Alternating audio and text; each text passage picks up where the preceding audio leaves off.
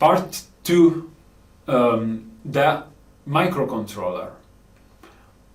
We have that your microcontroller, what is it? It is an integrated circuit that contains all the specific building blocks necessary to make many different kind of applications. So you will have your CPU, you will have the memory that will be divided in read-only memory, so not volatile, and then volatile memory like the RAM. You will have some peripherals that are your timers, your communications, specific ones like I2C.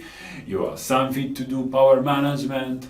You will have I/O to pins to communicate to everything that is outside your microcontroller.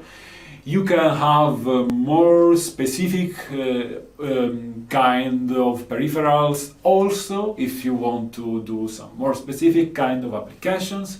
For instance, it can be very nice to have on your IC also circuitry to do Bluetooth, to do random number generating if you want to do cryptographic things.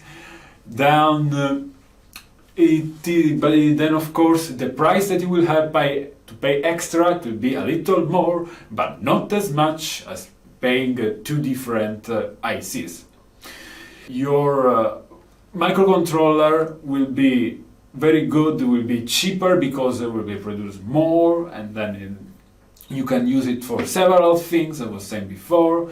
So overall you can reuse the same probably microcontroller to do something, then something another thing, and so on and so on. So you cut costs.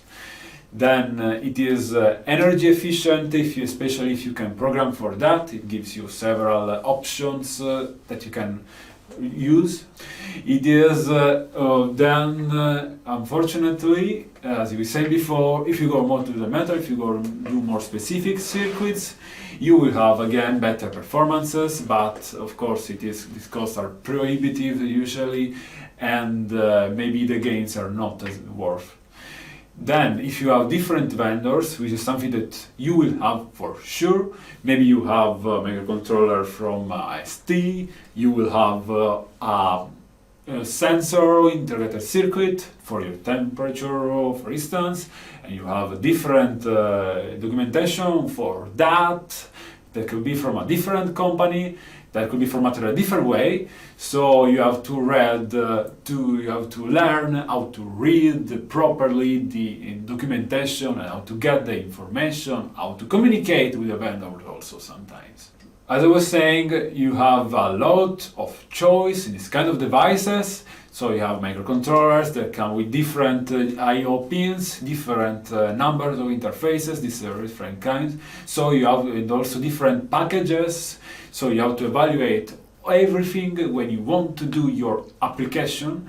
Of course, when you will do something that you know will require at least 20 I/Os, you will take a microcontroller at the very least that will have 25, 22. Of course, you need to plan in advance for eventual changes that you might also have.